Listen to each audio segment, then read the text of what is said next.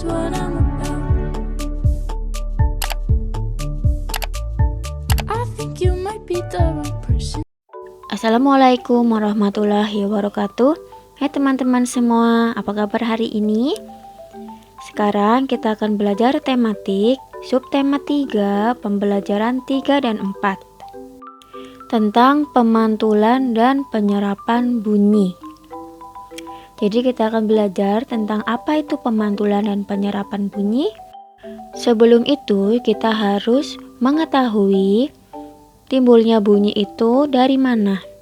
Jadi timbulnya bunyi itu disebabkan benda yang bergetar.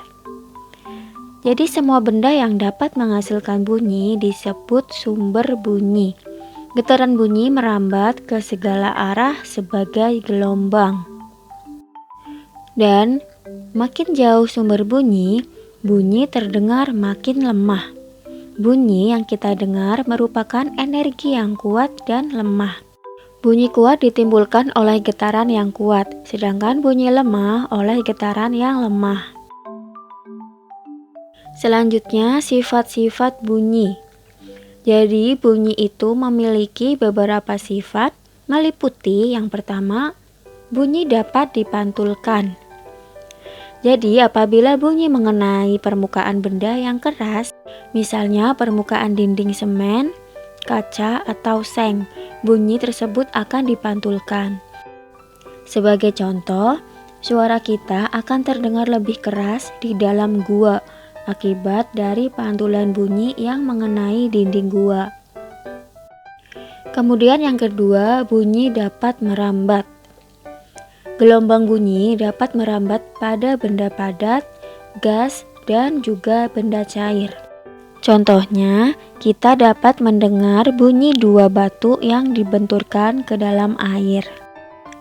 Yang ketiga, bunyi dapat diserap. Jadi, bunyi dapat diserap oleh benda lunak seperti busa, styrofoam, gabus, dan juga karpet. Contohnya, dinding gedung bioskop dilapisi busa untuk meredam suara. Jadi, suara di dalam ruangan yang dilapisi busa tidak terdengar dari luar ruangan. Selanjutnya yaitu pemantulan bunyi.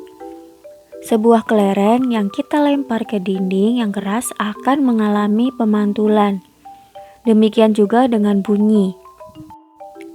Bunyi juga dapat memantul jika dalam perambatannya dihalangi oleh benda yang permukaannya keras, seperti kayu, kaca, dinding, atau besi. Kemudian yang kedua, penyerapan bunyi.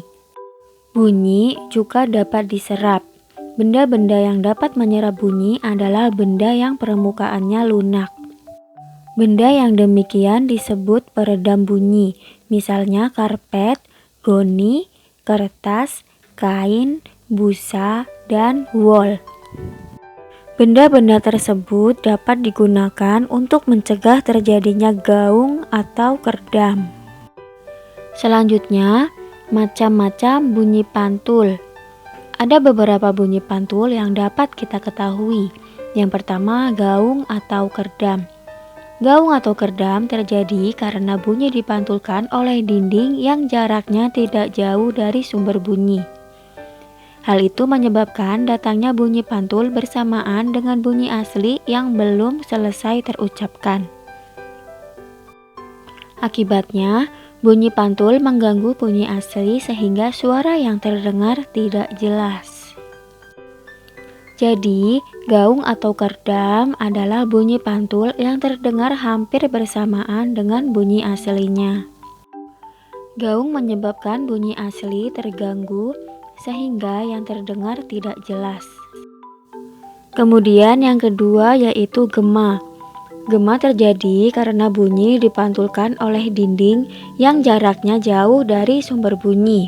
Hal itu menyebabkan datangnya bunyi pantul setelah bunyi asli selesai terucapkan. Jadi, bunyi pantul yang terdengar lengkap sesudah bunyi asli. Dengan demikian, gema adalah bunyi pantul yang terdengar setelah bunyi asli. Gema terjadi bila sumber bunyi dan dinding pantul jaraknya jauh. Misalnya, kita berteriak di tebing, seolah-olah ada yang menirukan suara kita. Gema sering terjadi di gua, lembah, bukit yang jaraknya jauh dan permukaannya keras dan rapat. Seperti itu ya teman-teman. Oke, sekian yang dapat saya sampaikan. Kurang dan lebihnya mohon maaf. Wabillahi taufiq wal hidayah. Wassalamualaikum warahmatullahi wabarakatuh.